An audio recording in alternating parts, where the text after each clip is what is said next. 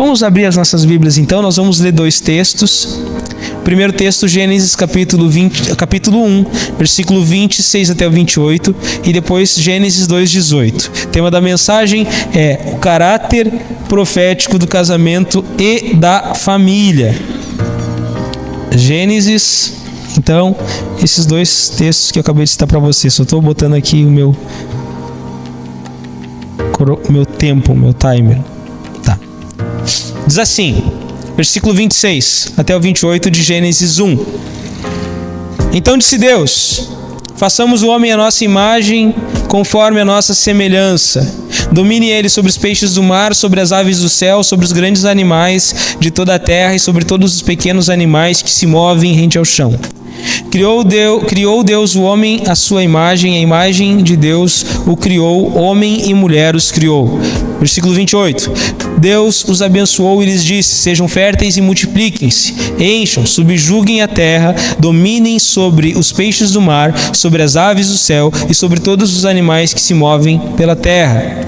Capítulo 2, versículo 18 diz o seguinte, ainda sobre a criação. Então o Senhor Deus declarou: não é bom que o homem esteja só. Farei para ele alguém que o auxilie e lhe corresponda. Até aqui. Queridos, há 40 anos atrás, ou seja, em 1980, a cidade de Nova York estava passando por um caos em diversas áreas. Não que lá seja um ambiente 100% agradável hoje. Um tempo atrás eu falava com um amigo e ele me dizia que até o odor das ruas não é muito agradável, porque, enfim, é um centro muito urbanizado. Mas há 40 anos atrás, o nível de violência, o nível de corrupção era horrível naquela cidade. E nesse período, sim, houve um grande avivamento. Não dá para dizer que a ação sobrenatural do Espírito Santo não teve reflexo nas mudanças que foram operadas na cidade. Mas o ponto é que no meio de tudo isso, dois pesquisadores, eles fizeram um desafio e aquilo se tornou depois uma tese fruto de pesquisa. E basicamente era isso, né? Cuide das vidraças quebradas. É meio estranho, mas qual era o propósito desse desafio? E na época o prefeito daquela cidade, eu não tenho certeza se é esse o nome, eu olhei a foto, parecia ele, um cara chamado Rudolf Giuliani, aceitou o desafio e implementou um processo de tolerância zero contra a criminalidade. Mas o processo da vidraça era o seguinte: o que eles analisaram? Quando tem um vidro quebrado, quando tem um início de caos, a tendência humana é perpetuar aquilo ali. É começar a aumentar a destruição. Então, se algo está quebrado, a tendência humana, se tem lixo naquele local, não é assim? Aquela entrada da nossa cidade, onde agora tem um container gigante ali, lá no trevo do Cambuim. Antes de ter aquele container gigante, o que tinha ali? Alguém começou a levar lixo, aí tinha a plaquinha da prefeitura: não jogue lixo, e alguém foi levando lixo, e seguiram levando lixo, até que hoje a própria prefeitura bota um container gigante, que é um pedaço de um caminhão, para que o povo deposite lixo. E o fato foi que aquele prefeito lá em Nova York implementou essa política e começaram a fazer algumas benfeitorias na cidade, e a cidade apresentou um nível de melhora. Ele foi cuidando, entre aspas, das vidraças quebradas. Ele foi cuidando das áreas onde havia ali algum defeito, alguma corrupção. O que isso tem a ver conosco, gente? O que isso tem a ver com esse texto? A Bíblia fala em Romanos capítulo 1 que desde a criação os atributos de Deus são manifestos a todas as pessoas, de maneira que todos os seres humanos se tornam indesculpáveis diante da presença gloriosa de Deus. Tudo de bom, diz Tiago, vem do céu. Tudo de bom vem das altas nuvens. Não que venha como um paraquedista do céu, mas você entende, vem de Deus. Tudo de bom que nós podemos fazer, qualquer pessoa, crendo ou não crendo em Deus, se ela faz algo bom, é porque Deus permite. E quando a gente pensa na questão de família, ou na mensagem profética da família, quando a gente pensa em casamento, nós podemos fazer uma analogia muito tranquila com relação à história da vidraça. Porque socialmente a gente vive um tempo que a família é questionada. Mas será que ela não está sendo questionada porque em algum momento histórico as vidraças foram sendo quebradas e quebradas e quebradas e quebradas, e aquela mensagem profética que era para ser passada acerca de algo que é firme, que é forte, que é consistente, ela foi se desmanchando de tal forma que ela se torna questionável.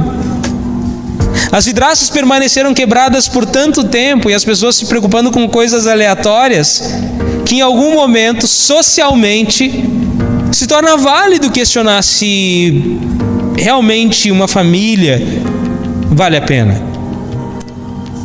Será que o processo de mudança não seria o de voltar primeiro, e eu creio nisso, as Escrituras, olhar para o projeto original e então começarmos a dar pequenos passos de construção disso? Algumas semanas aqui a gente citou Deuteronômio capítulo 6, versículo 7, 8, 9, quando fala ali sobre inculcar a mensagem de Deus nas próximas gerações. Lembra desse texto? Ao sentar, você vai estar sentado, quando levantar, pelo caminho. Parece a música infantil, mas você deve meditar nas Escrituras, trazer ela na sua fronte, trazer na sua mão. O povo judeu levou isso tão literal que eles têm umas coisinhas que eles amarram, mas quando Deus fala na Bíblia de fronte e mão, é você ter na cabeça, na mente brilhante como a minha e na prática. É isso que o Senhor está dizendo. É você implementar práticas onde você vai restaurando as vidraças. Você vai restaurando aquilo que estava quebrado, independente da situação. Quem gosta de ver aqueles vídeos de restauração de carro antigo sabe como é. O cara vai no ferro velho, pega um carro que não tem mais valor algum para as pessoas de uma forma geral, todo podre, todo quebrado, nada funciona. De repente ele começa a desmontar aquele carro e ele faz aquele carro funcionar. Ali perto de onde a gente mora tem uma revenda que tem um Cadillac preto para vender. Um Cadillac, meus irmãos. Preto. Com a placa preta. Significa que ele é todo original.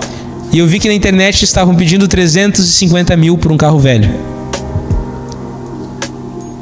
Por um carro que não tem injeção eletrônica. Por um carro que é confortável, mas é velho. Ah, mas ele é de ferro, pastor. E daí? Ele é velho?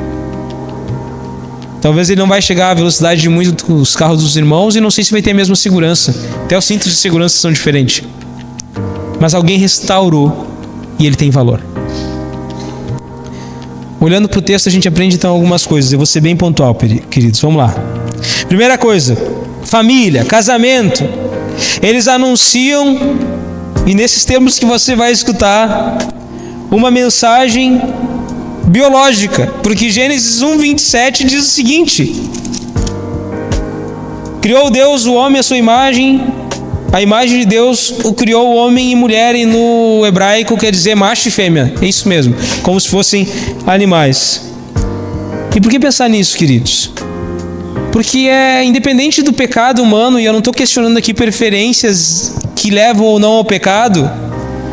O que é criação é criação. E quando eu questiono elementos basilares da criação, eu posso questionar coisas basilares da vida, como por exemplo, na cidade de Boston, eu não sei se você sabia disso, já existe associação pró-pedofilia organizada.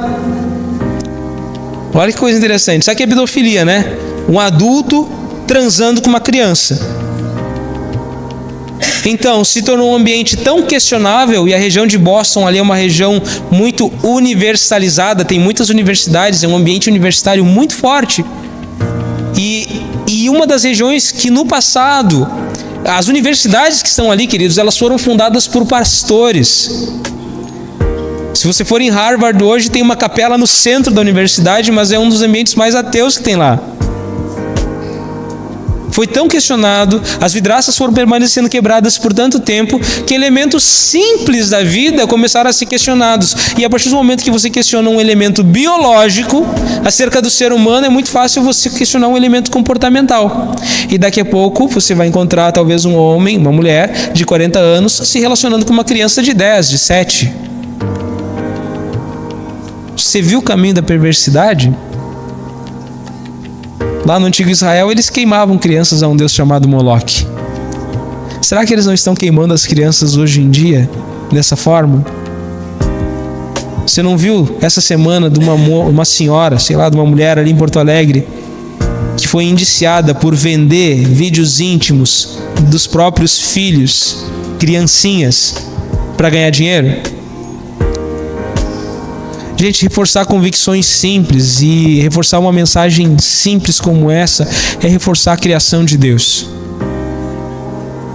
Eu costumo dizer que você não tem que entrar em debate sobre preferências. Você não vai me ver aqui pregando contra uma religião. Tal religião é do pecado. Não. Do inferno. Quem é de religioso disso vai para o inferno. Não. Você não vai me ver pregando aqui que quem tem prática A ou B com relação à sexualidade, por ter aquela característica, vai para o inferno. Você vai me ver pregando que quem não tem Jesus e quem está em pecado vai para o inferno. Entendeu a diferença? Nós não devemos atacar a religião, nós não devemos atacar o que a pessoa faz por fora, mas o cerne que promove a reação externa daquela pessoa, que é o pecado e que é a ausência de Cristo. Porque quando você tem Cristo gerado no seu coração, você não vai se forçar a fazer nada. Cristo vai começar a te transformar e te quebrantar. A família, ela tem uma mensagem profética e ela precisa anunciar e reforçar a convicção de quem nos fez como homens, mulheres. E nós precisamos reforçar essa convicção sendo firmes, sem grosseria, respeitando a opinião dos outros e assumindo também a culpa da situação. De novo, é muito fácil você convencer uma pessoa a trocar de religião. Vamos mudar, vou parar de falar de sexualidade, embora o ponto aqui da mensagem fosse isso, mas falar de religião. Mas a pessoa pode trocar de religião, ela pode estar aqui dentro e ela não ser salva. E esse é o ponto de complicação. Nas nossas conversas teológicas em casa a gente fala disso. Às vezes. Como lidar com o familiar, com a pessoa que a gente ama e não é salva? Orando, gente. Clamando a Deus. E não é atacando a religião dela, o jeito dela, mas é orando para que o Espírito Santo gere convicção. É falando de pecado. A Bíblia diz que pecadores precisam se converter. Você não vê Jesus atacando elementos estéticos externos, você vê Jesus pegando o cerne. Quando a mulher, a samaritana, ela estava à beira do poço, por mais que Jesus revelou a vontade dela, Jesus não chamou-a de adúltera. Ele só falou que o cara que ela estava agora não era marido dela. Mas ele não disse assim, sua pecadora, adúltera. Para aquela mulher que limpou os pés dele com lágrima, ele não disse assim, prostituta, arrependa-se. Mas em todo o tempo ele falava para esses pecadores. Ele olhou para a mulher do poço e disse assim, ó, se você beber da água que eu estou te oferecendo, sua vida vai mudar. Para a mulher que ia ser apedrejada, ele só disse assim, filha, vai e não peca mais. Ponto esse. Ele não olhou para ela e disse assim, sua miserável, pegadora de homens alheios. Imagina, Jesus da quebrada, né? Não. Ele olhou para ela e disse assim, vai e não peca mais, muda de vida. A mensagem profética, ela reforça a consciência de quem somos. O casamento, a família, eles anunciam uma mensagem profética de construção. Gênesis 1:26, a Bíblia diz o seguinte, façamos o homem à nossa imagem conforme a nossa semelhança. Domine ele. O que é dominar, meus irmãos? Numa tradução livre, de dicionário, do tempo do Aurélio, ou hoje de dicionário online, dominar é a mesma coisa que conquistar, vencer, prevalecer, subjugar, predominar, triunfar, vencer. E o que a Bíblia diz em Romanos 8:37? A Bíblia diz em Romanos 8:37 que em todas essas coisas somos mais do que vencedores por meio daquele que nos amou. Meus irmãos, a gente precisa reavivar isso na cabeça da gente. O casamento passa uma mensagem de quem nós somos. Uma musiquinha que eu passei para Nice esses dias dar uma olhada e que eu fiz com as crianças lá em Veracruz, ela diz o seguinte, eu sou um homem criado por Deus, Deus me ama. Para as crianças, eu sou mulher criada por Deus, para as gurias, né? Deus me ama.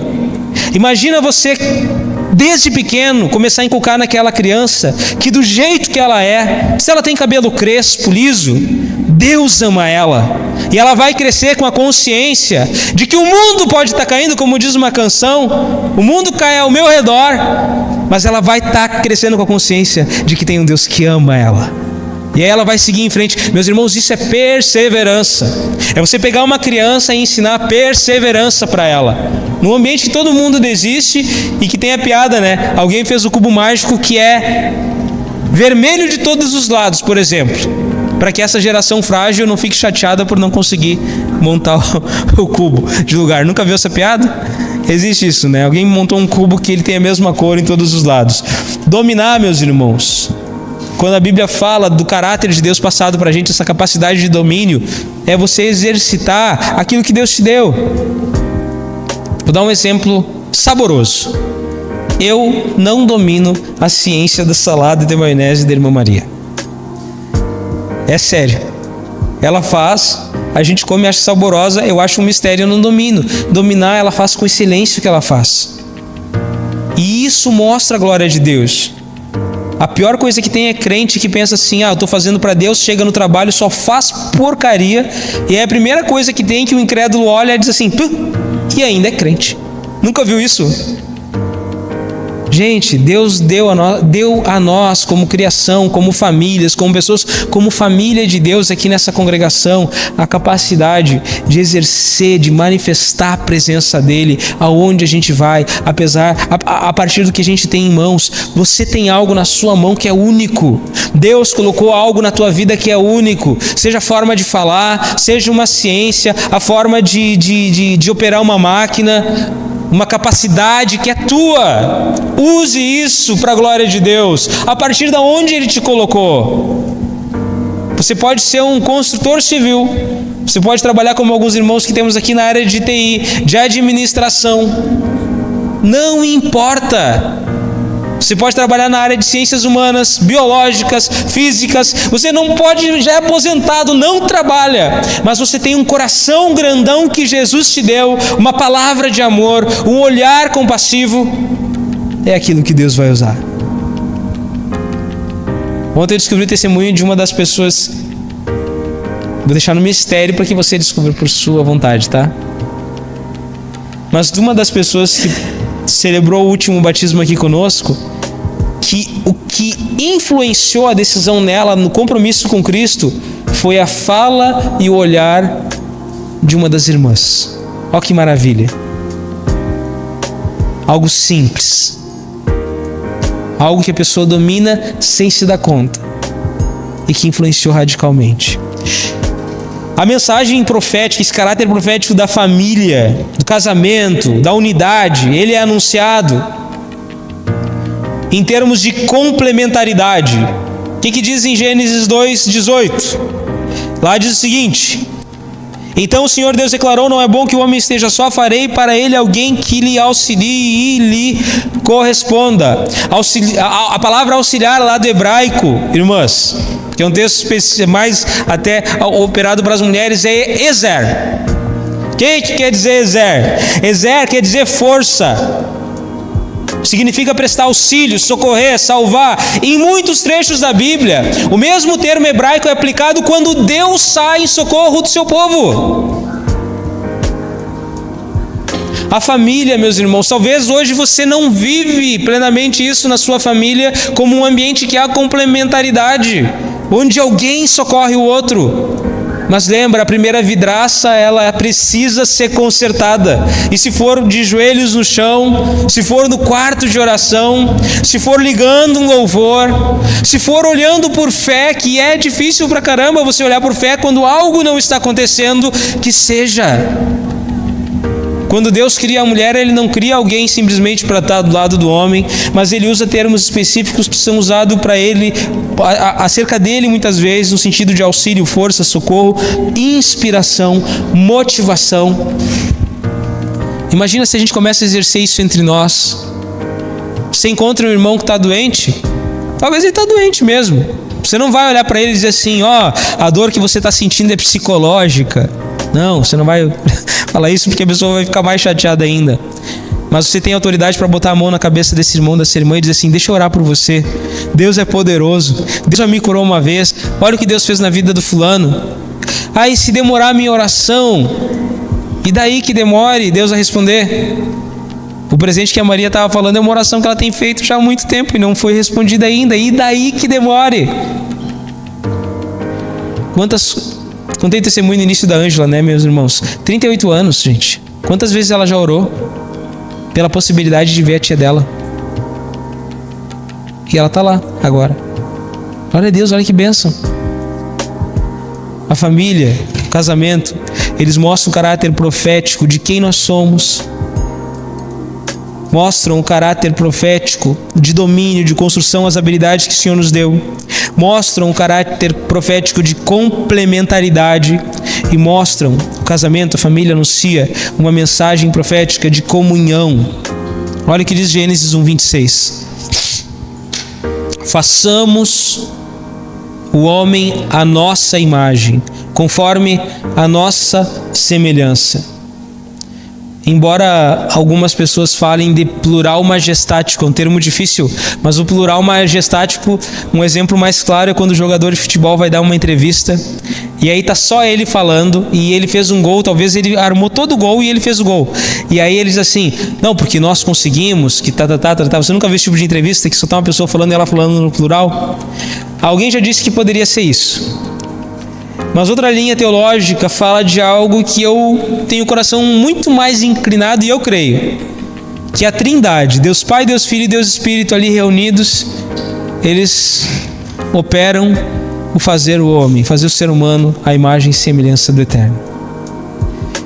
Gente, a nossa família, seja a família biológica ou a sua família onde você mora, ou a sua família, igreja, nós precisamos consertar as janelas de maneira que a gente anuncie um caráter profético de comunhão. Comunhão com a Trindade, com Deus Pai, com Deus Espírito, com Deus Filho, comunhão com o Espírito Santo, mas comunhão também uns com os outros, comunhão com a verdade. Nós precisamos, irmãos. Uma coisa que eu aprendi nos legendários e que eu tenho falado na minha casa é que sozinho todo mundo é presa fácil. Sozinho todo mundo é fácil de ser atacado e quebrado, mas juntos nós somos uma manada. É o termo que se usa no legendários, tá? Mas nós poderíamos usar qualquer outro termo aqui acerca de comunhão. Gente, juntos, em comunhão, não há o que possa nos quebrar, nos derrubar. Juntos, em comunhão, nós podemos fazer um junho diferente na nossa cidade. Juntos em oração. Juntos, algumas pessoas mais orando de manhã aqui às 8h20 da manhã. Junto, talvez você participando de algum grupo do Ligados na Videira. Juntos, talvez você mandando uma mensagem para um irmão seu daqui da igreja ou para alguém que está com a fé abalada, que está desviada. Juntos, você contatando aquela pessoa e pedindo, orem por mim, porque hoje eu vou falar com fulano de tal. Ele não está bem no Senhor, mas você vai fazendo a cobertura de oração, você vai orando por mim, você vai fazendo a parte da artilharia, né, em termos militares, que vai tirando por cima, e eu vou lá na frente de batalha e vou mandar uma mensagem que talvez vai ser, oi, tudo bem, mas vai ser o suficiente para aquela pessoa abrir o coração. Juntos nós fortalecemos uns aos outros, isso é comunhão. E nós somos família. A Bíblia diz que a igreja é a família do Senhor. O Novo Testamento ainda anuncia o casamento e família como uma mensagem profética do Evangelho, queridos. Aonde a gente vê isso? Em Efésios capítulo 5, versículo 22 em diante. Porque logo após falar para as esposas serem sujeitas aos maridos, eles falam para elas ser sujeitas aos maridos como a igreja ao Senhor. E para os maridos amarem sua esposa como Cristo amou a igreja. O que Paulo está dizendo ali, movido, que o Espírito Santo, que Jesus está dizendo ali, naquele texto de Efésios, é o seguinte, que a forma como eu trato a minha esposa, eu mostro socialmente, profeticamente, como Cristo trata a igreja. A forma como a minha esposa se relaciona comigo, ela mostra profeticamente como a igreja se relaciona com Cristo. A forma como eu cuido dos meus filhos, da minha família, se igreja é associado à família, a forma como eu vivo no meu lar, como eu trato aqueles que não concordam comigo e que infelizmente precisam de salvação, ela vai mostrar, vai refletir, ela vai declarar profeticamente à sociedade como a igreja deveria ser. Isso é complicado, irmãos, porque existem ambientes que as pessoas querem tudo menos igreja. Eu já cheguei em vários ambientes que eu não me apresentei como pastor. Estou falando sério. Por quê? Porque existe preconceito. E por que tem preconceito? Porque tem mau testemunho. Já citei aqui antes, hoje, no esporte que a gente pratica lá em casa, me chamam de pastor porque descobriram. O pessoal sabia da minha convicção de fé, que eu amo Jesus. Você chega lá, Ligados na Videira, Jesus é a única razão da minha esperança. Você chega com as camisetas assim, você posta coisas na internet com louvor. Então o pessoal, realmente, esse camarada é crente. Mas descobriram que eu sou pastor um dia porque um instrutor, ele não me chama de Marco. Ele me conhece há muito tempo e ele me chama de pastor. E começou agora, todo mundo me chama de pastor, você entendeu? E tive que chegar... Ontem o Kiko me falou, ou uma coisa mais próxima, eu estava visitando o Kiko ontem à noite, e ele me disse assim: eu lembro quando chegou na minha casa, pastor, parecia um roqueiro. E o irmão Dilon, que me levou lá a primeira vez, ele não me apresentou como pastor, ele me apresentou como Marco. Por quê? Porque talvez na história do Kiko e da Mari já poderia ter havido alguém poderia ter mostrado um evangelho, talvez que não fosse evangelho. Pastor, cozinheiro, médico, operário, isso é só apelido, gente. Agora, quem somos de fato? O Marco, a Ana, o Joãozinho. Quem somos de fato? A Marli, o Josias, a Adassa. Quem somos de fato? Se dei nomes aleatórios. Quem você é de fato é o que você é diante de Deus. E ali Deus desafia você a começar a consertar a vidraça. Talvez em algo simples, talvez em algo complexo, mas ali Deus desafia você a dar o primeiro passo. Por fim, queridos, algumas perguntas de aplicação e um apelo de oração. Você está feliz com a mensagem profética que a sua vida tem passado? Que a sua família tem passado? Você está feliz com a mensagem profética que essa igreja tem passado? Que nota você dá para esse caráter profético do que temos vivido? Que mensagem tu quer passar a partir de hoje? Que mensagem tu quer passar para as próximas gerações? Que mensagem tu quer passar essa semana? O que tu quer experimentar essa semana no Senhor? Talvez a vidraça que está quebrada é tão simples que tu só precisa tomar uma decisão na tua vida para que ela seja restaurada e comece um processo novo. Talvez é algo complexo pra caramba que exige um milagre, mas a boa notícia, meus irmãos, é que nós temos um Deus de milagre que se revela de Gênesis a Apocalipse, intervindo na vida das pessoas, transformando elas, que pega um camarada já idoso, que não tinha condição de ter filho e faz dele uma grande nação, muda o nome dele. Esse é o Deus da Bíblia, esse é o nosso Deus, queridos. É o Deus que pode visitar qualquer pessoa nessa manhã e começar a operar algo novo no coração dela. É Deus que pode na sua história intervir e restaurar algo que está quebrado, curar, sarar, transformar. Existe algum pecado ou condição que tenha te separado do propósito de Deus? Meus irmãos, a única coisa que... A Bíblia diz que nada na criação pode nos separar do amor de Deus. Na criação. Mas tem um texto bíblico que fala que existe um pecado sem perdão. E aí tem confusão naquele pecado ali, porque... pecado sem perdão é se você questionar uma manifestação espiritual. Mas a própria Bíblia diz que nós devemos provar os espíritos para ver se eles procedem de Deus, correto?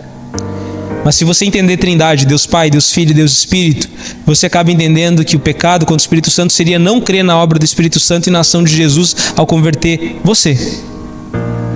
O pecado sem perdão é você não entregar sua vida para Cristo, é você não se arrepender dos seus pecados, é você não querer Jesus. E eu já escutei isso de pessoas. Pastor, eu não quero. Esse não tem perdão porque a pessoa não quer o perdão. Ou seja, qualquer condição, qualquer pecado, qualquer circunstância que te afaste de Cristo nessa manhã, qualquer elemento da tua vida que seja uma barreira entre as tuas orações e Cristo, ela pode ser perdoada desde que você peça perdão para Jesus. Simples assim. Você pode experimentar um avivamento, uma transformação que não depende de você. Você pode experimentar Deus mudando a sua história da forma mais íntima.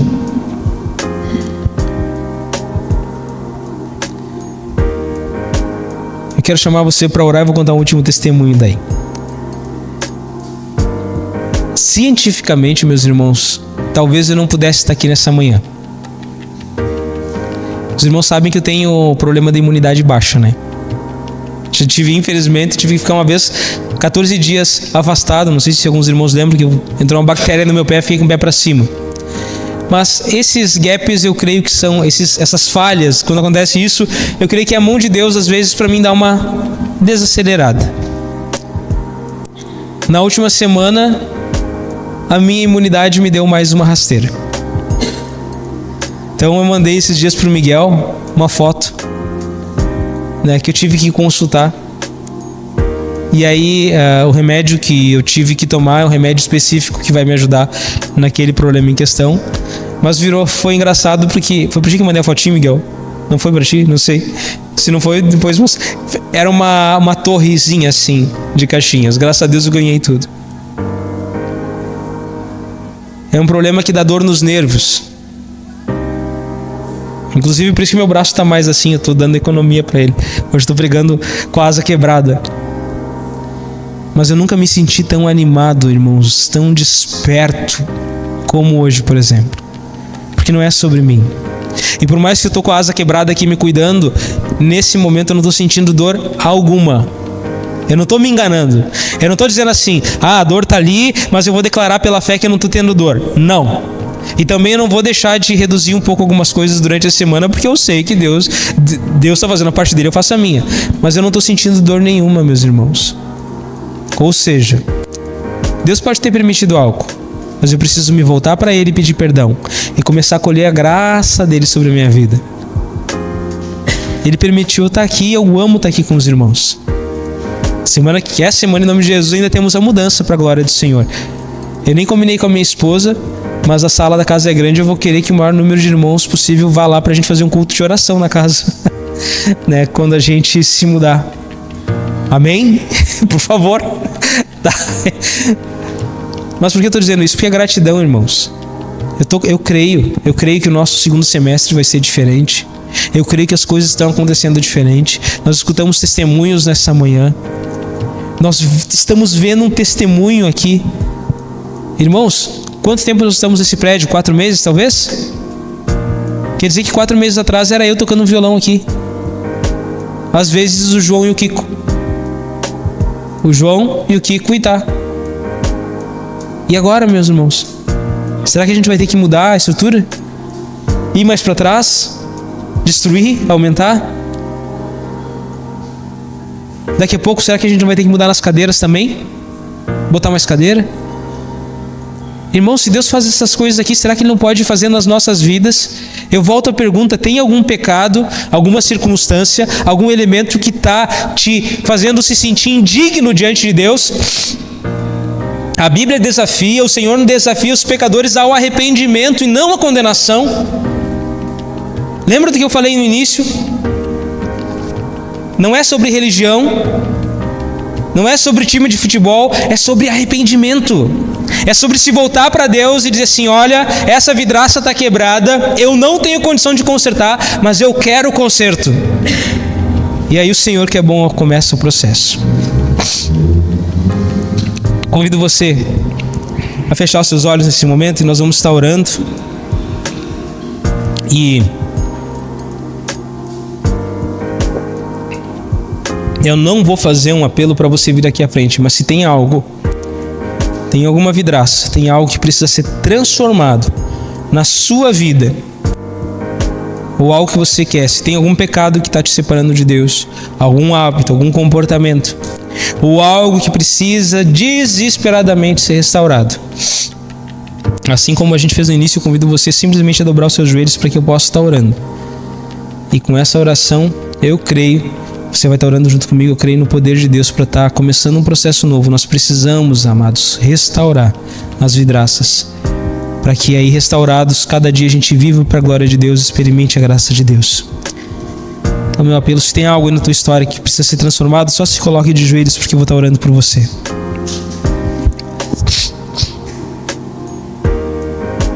Aleluia. Glórias a ti, Deus. Senhor, em nome de Jesus, Tu conhece o nosso coração, as nossas dores. Tu conheces, Senhor Deus, o que nos afasta de Ti.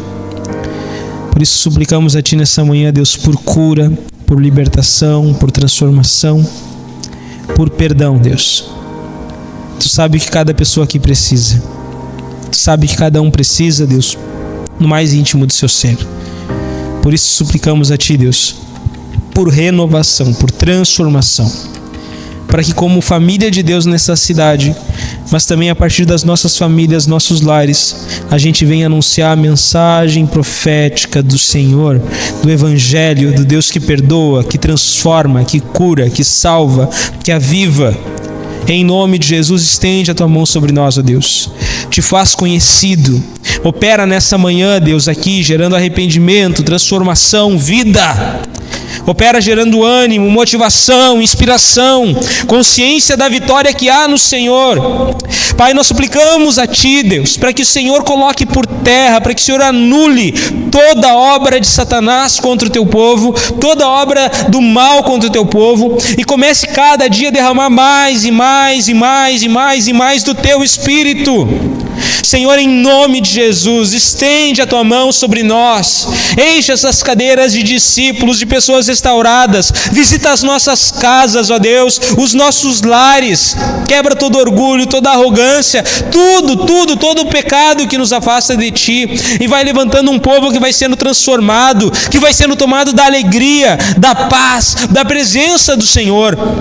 Nos leva, Deus, em nome de Jesus, nessa semana, a desfrutar todos os dias, ó Pai, dessa alegria, dessa paz, dessa doce comunhão, que é a comunhão do Teu Espírito. Em nome de Jesus, Deus, nós precisamos de Ti. Em nome de Jesus, Pai. Amém. Glória a Deus, glória a Deus. Gente, nós vamos encerrar o culto. Miguel, pode botar uma música mecânica? DJ Miguel, por favor. Volta, agora você vai ver no Instagram do Miguel, DJ Miguel. Ele está encerrando o culto aqui, mas eu desafio você nessa semana a tomar alguns passos bem práticos, por favor. Tá, eu vou voltar. O culto já terminou. Tá, o apelo que eu faço para você é tomar atitudes práticas. Saia do mundo das ideias. Preciso orar mais. Não tem tempo durante a semana? Sábado, 8h20, as irmãs estão orando ali. Só chegar mais cedo. Ali na cozinha ali. É a nossa sala de oração por enquanto. Tá. Não, meu problema não é orar mais. Eu preciso de comunhão. Então você vai olhar para o lado, tem um monte de gente que você precisa visitar. Daqui, ó, começa, vai na casa de alguém. Ah, mas é difícil para mim ir sem marcar. Tem os 2 pequenos grupos. Você escolhe um pequeno grupo e vai lá. Simples assim. Não, mas o meu problema, eu gostaria de falar de Jesus para alguém, é esse o problema, e tenho medo. Ok, então essa semana você vai botar o nome da pessoa na lista, ou se você não tem pessoa, você vai catar uma pessoa e vai, nem que seja dizer assim, posso orar por você.